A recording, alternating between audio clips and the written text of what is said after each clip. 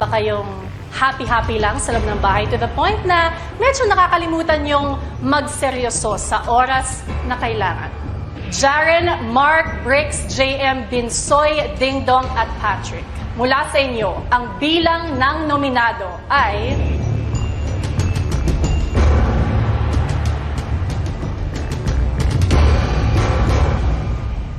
Solano Hotel, making your stay genuinely delightful. Mayon Lab provide excellent, top quality, and affordable healthcare services. Mapicon, the nation's largest and leader in pest control. Pick and click Flower Express. Express it best through flowers. Grazely, graze beautifully. River, naturally crafted and curated present moments. Eurotel, where service and comfort meet. Matapos ang kanilang weekly task, ipinatawag ni Kuya ang mga task leaders. Kunin niyo yung sulat. Housemates! Simula next week, kapag nanalo kayo sa weekly task, may bonus kayong 15,000 from Maya. Ang bangko ng housemates ni Kuya. Will you save or spend with Maya? Pwede niyong isave para kumita ng interest araw-araw o spend sa mga rewards. Kung hindi naman niyo ito gagamitin at ipiling isave, up to 200,000 ang total savings na maaaring mapanalunan ng isang lucky housemate. Wow! Para masimulan ang ipon, may nakadeposit ng 15,000 sa inyong Maya savings. Next week, will you save or spend with Maya?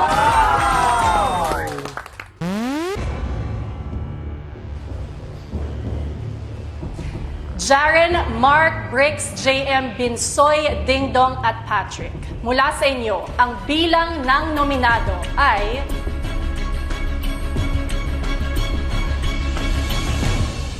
Wala. You are all safe tonight. Hindi mabigat. We're extended. Love you, bros. Love you, guys. Love you. I told you. Ibig sabihin, ang dalawang nominado ay mula sa mga kababaihan.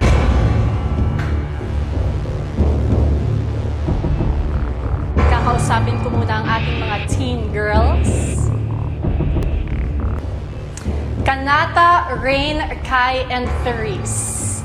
Nagiging dependent nga ba kayo masyado sa inyong mga ate at kuya sa pagdating sa paggawa ng gawaing bahay? Mula sa inyo, ang bilang ng nominado ay...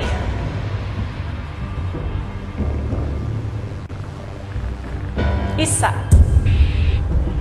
Pero, hindi ikaw yon.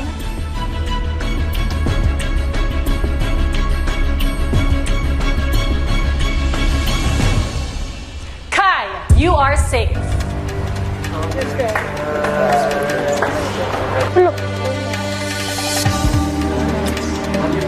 Love you all. Thank you guys. Ang pangalan na aking susunod na babanggitin ay ang makakasama ni Dylan sa listahan ng mga nominado. And that will be you. Therese, you are nominated. Rain and Kanata, you are both safe.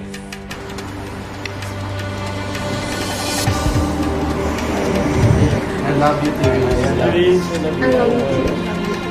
Finally, mapunta naman tayo sa inyo, Colette, Jazz, and Noemi.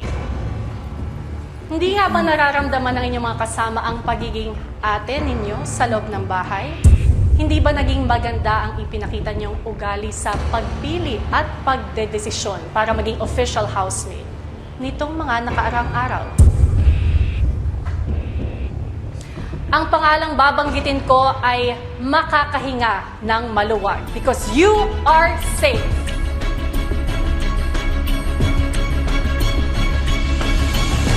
Colette. Love you, Colette. Housemates, isang pangalan na lang ang kukumpleto sa listahan ng mga nominado. At isa yun sa inyo, Jazz at Noemi. Makakahinga ka na rin ng maluwag dahil ligtas ka mula sa nominasyon.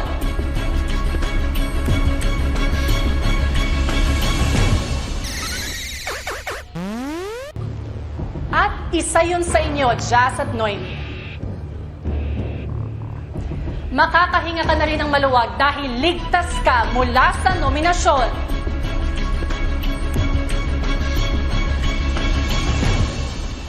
Jazz, you are safe. That means, Noemi, you are nominated this week. Love you. Yes. Love you. Noemi and Therese, kayo ang makasama ni Dylan sa listahan ng mga nominado.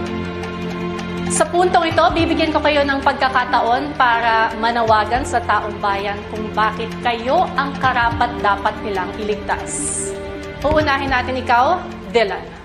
Sa mga gusto pong sumuporta sa akin at sumusuporta na ngayon, maraming salamat po sa inyong lahat. Hindi ko na po pahahabain.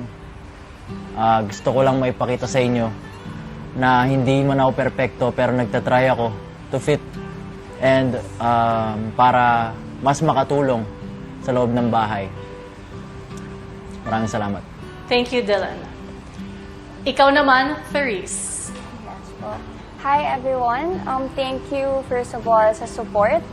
And karapat-dapat ako kasi alam kong may ibubuga pa ako and alam kong may i-improve pa ako. Yun lang. Thank you.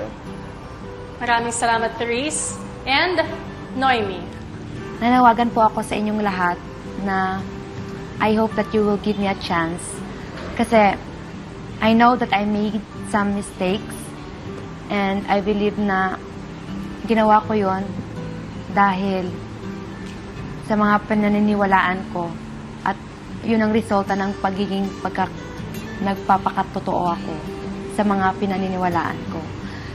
So, I just hope na bigyan niyo ako ng chance para ma-improve pa kung ano pang kaya kong gawin dito sa bahay ni Kuya at ma-inspire yung mga taong naniniwala sa akin. Thank you po. Maraming salamat, Noemi. Maraming salamat, nominees. Sa muli nating pagkikita ay sasalubungin ko na ang unang evictee ng edisyong ito. Thank you, housemates. Thank you po. Miss Bianca. Ganda niyo. And there you have it, ang unang mga nominado sa edisyong ito. Bukod sa automatically nominated na si Dylan, ay sina Therese at Noemi. Pero ilang boto nga ba ang nakuha nila para malagay sa alanganin? At ano ang naging takbo ng unang nominasyon? Panoorin natin. Kuya, binibigyan ko po ng 1 point si Kuya JM. Dahil po, the past few days po, hindi ko po nakikita sa kanya na binibigay niya yun 100% effort niya po, mapatas man o kung saan bagay man po. Kuya, binibigyan ko po ng 2 points si Ate Jazz. Since kung may gagawin man po kami, ino-overpower niya po yun lahat. Binibigyan ko po ng 1 point si Therese po, Kuya. Kasi di ko na po nakikita yung effort niya na mag-mingle sa lahat po, Kuya. Binibigyan ko po ng 2 points si Kanata po, Kuya. Kasi minsan po nakakalimutan niya na po magbigay respect sa nakakatanda sa kanya. At saka yung maybe facial expressions din ko po, Kuya. Binibigyan ko po kuya ng 1 point si Ate Jazz. Dahil nafe-feel ko po na hindi po siya nagpapakatotoo sa amin. Parang sinasabi niya sa akin, tinuturing niya po akong kapatid. Pero parang vinote out niya po ako dun sa terms namin. Binibigyan ko po kuya ng 2 points si Ate Noemi. Kasi po kuya, kagabi po parang lumabas po yung tunay niyang ugali. Pagiging people pleaser niya po, parang sumasabay lang siya sa amin. Binibigyan ko po ng 1 point si Ate Noemi. Si Ate Noemi, pinagmumulan ng hindi pagkakaintindihan sa loob ng bahay. Yung mga maliliit na bagay is ino-overthink niya po. Binibigyan ko po ng 2 points si Ate Therese. Ang insensitive niya. Pag nagsasalita siya, straightforward, dapat ka rin maging aware sa paligid mo kung okay lang ba, okay pa rin ba yung pagiging straightforward mo. I give my 1 point to Kai po. She's probably the one that I think has contributed the least towards task. I'm giving 2 points to Therese po. When she ran to get a spot, I feel like she took it from somebody who would have fairly received a spot. Binibigyan ko ng 1 point si Therese po. Siya yung housemate na hindi ko pa talaga kilala. Hindi ko pa ma-feel yung vibe niya. Parang ang taas talaga ng wall niya na pinaput up. Binibigyan ko ng 2 points si Kanata po. And I'm trying to know her better pero ang hirap kasi hindi nagbabalik yung conversation. Binibigyan ko po ng 1 point si Therese dahil nung parang nagka-problema tapos nung kinausap ko siya, nag-clear na ako sa side namin para hindi siya maging malaking problema. Pero hanggang ngayon parang na-feel ko na nag-build na siya ng walls towards me. I mean, nagkasama ka sa kanang loob. Siguro sometimes the tone, na ano lang ako na may mas matanda sa'yo, like sina Kuya Bricks, sina Ate Noemi, sina Patrick. Disrespectful. Parang na ganun yung sound na, oo. Binibigyan ko po ng 2 points si Ate Noemi. Nagsumbong siya or nagsalita siya sa ibang housemate na medyo naging mas magulo siya. Tapos nag-name drop pa siya, kuya. So parang dahil doon, nagkagulo-gulo. Binibigyan ko ng 1 point si JM kasi siya lang yung parang housemate dito na hindi pa shadow nag-o-open sa self niya. Then binibigyan ko po ng 2 points si Noemi sa pagka-overthinker niya po, parang nagkukos na siya ng drama, dumadagdag pa siya sa negative vibes sa bahay. Binibigyan ko po ng 1 point po kuya si Ate Noemi po, parang namimiss ko yung mga anak niya kuya. Binibigyan ko po ng 2 points si Therese po kuya kasi po sometimes may attitude din po siya na pinapalabas kuya like hindi nagugustuhan ng iba kuya. Binibigyan ko ng 1 point kuya si Kuya Dingdong at si Kuya Patrick. Nafe-feel ko na mas malakas sila together. Naiisip ko na isa sila sa mahirap kong makakalaban. Binibigyan ko po ng 2 points kuya si Therese po. Nagiging concerned sa personality. Play safe na rin po siya. Hindi na po siya nagpapakatotoo. Binibigyan ko po ng 1 point si Therese kuya kasi feeling ko hindi po kami magkakasundo kuya. Naiirita po ako sa parang the way siya po magsalita po. Binibigyan ko po ng 2 points si Ate Noemi po kuya kasi siya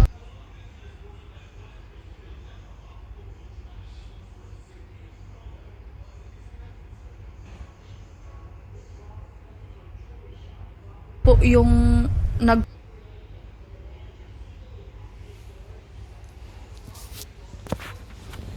kukos po ng trouble po kuya kahit naman po na hindi naman po big deal po. This is the purpose of the show. To show yourself, be yourself. If you have something to say to someone, you say it. You don't talk behind their back. Binibigyan ko po ng 1 point si Colette kasi po tinatry ko pong mag-reach out sa kanya at nafe-feel ko na hindi pa talaga kami masyadong nagkakakilala. Binibigyan ko po ng 2 points si Jazz. Tuwing sa weekly task, may mga gustong mag-suggest pero minsan po hindi niya po nabibigyan ng chance yung iba. Binibigyan ko po ng 1 point si Therese. Mas lumalamang po yung naiisip niya yung outside world kaysa yung nangyayari sa amin dito sa loob ng bahay. Binibigyan ko po ng 2 points si Ate Noemi. May mga maliliit na bagay po sa loob ng bahay na binabalik-balikan at paulit-ulit na imbes na tapos na, baka lumaki pa po. Binibigyan po namin ng 1 puntos si Kuya Bricks kasi kahit po nagkausap kami. Remember yung time na nagko-compose tayo ng song? Okay. Nag-laugh kami. Walang intention yung gano'n na gusto ko maka-offend. And Kung sa akin lang, ako di ako nagmamalinis, makasalanan din naman ako. Siguro, may mga teens din kasi tayo kasama eh. In denial pa rin po yung nararamdaman ko sa kanya na it's okay pero is making still big deal ng mga nangyayari sa bahay. We feel gaslighted. Binibigyan po namin ng 2 points si JM. Kulang po yung pakikisama niya. Nahihirapan din po siyang express yung sarili niya. Panahon na para tulungan ng mga nominadong housemates na maligtas sa kauna-unahang eviction ng edisyong ito. Kung paano nyo gagawin yan, panoorin natin. Mga Maya-Mayan, here is how to vote for your favorite housemate with Maya. Download the Maya app and sign up for free. Mag-log in at itap ang PVV icon. Piliin ang housemate na gusto mong i-save at ang housemate na gusto mong i-evict. At piliin kung 10 votes, 50 votes, or 110 votes. Siguraduhin nakapag-cash in ka na sa iyong Maya wallet bago bumoto. At tandaan, meron kang 15 chances to vote daily. Mga Maya-Mayan, who will you hashtag save with Maya? The exclusive voting partner of PBB Gen 11. Sila ang mga nominado ngayong linggo. Ang astig volleybay ng Pampanga, Dylan. Ang mambitious chikadora ng Lithuania, Noemi. Ang determined daughter ng Camarines Sur, Therese. Sino ang gusto mong iligtas? To vote, use the Maya app and choose the housemate you want to save or evict. You have the power to vote. Pinoy Big Brother Gen 11. Sa puntong ito, voting is now officially open. Pwede na kayong bumoto kung sino kina Dylan, Therese at Noemi ang gusto niyo pang manatili o mapalabas sa darating na Sabado. Revelation over revelation ang pinagdaanan ng mga housemates ngayong linggo. Pero ano pa nga ba ang mga pasabog na naghihintay para sa kanila? At ano-ano pang mga kwento ang mapubuksan sa loob ng bahay ni Kuya? Tutukan natin ang lahat ng yan dito lang sa nag-iisang teleserye ng totoong buhay. Ako si Bianca Gonzalez at ito ang Pinoy Big Brother Gen 11. Abangan bukas. Sama-sama nating tunghayan ang isang madamdaming pagtatagpo. Ang purpose ko dito is, syempre, makita yung biological parents ko. Kasi 4 months old pa lang ako, pinaampo na ako baby pa. Isang anak na nangungulila sa inang hindi pa niya pisikal na nakakasama. Nahihiya po ako, kuya, kasi alam ko pong masakit po sa side niya po, kuya, na parang hindi ko po siya pinapansin, kuya, na nababaliwala ko po siya. Dahil wala po ako talagang, attachment po talaga sa kanya, na parang pagkamulat ko po sa mundo, kuya, nakita ko kaagad yung adoptive parent ko po, ganun po. At isang inang handa ng mas makilala ang kanyang anak. Dalhin daw nila si Colette sa Jinsan. Sabi ko sa sarili ko, mabuti naman ang kalagayan niya. Pag dito siya sa amin, hindi siya makapasok, hindi siya makapag-aral kasi wala akong pera. Abangan ang kanilang unang pagsasama dito lang sa Pinoy Big Brother Gen 11.